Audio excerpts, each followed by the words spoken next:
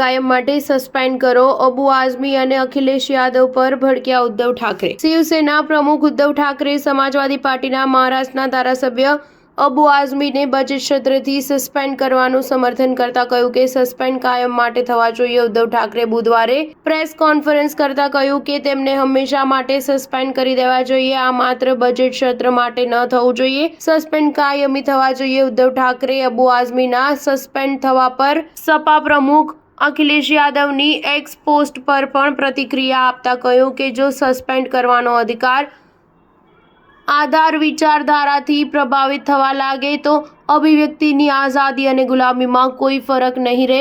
મુગલ બાદશાહ ઔરંગઝેબના વખાણ કરનારી ટિપ્પણીને લઈને આઝમીને બુધવારે મહારાષ્ટ્ર વિધાનસભાથી બજેટ સત્ર માટે સસ્પેન્ડ કરી દેવાયા છે. યાદવે એક્સ પર એક પોસ્ટમાં કહ્યું કે સસ્પેન્ડનો આધાર જો વિચારધારાથી પ્રભાવિત થવા લાગશે તો અભિવ્યક્તિની આઝાદી અને પરતંત્રતામાં શું ફરક રહેશે.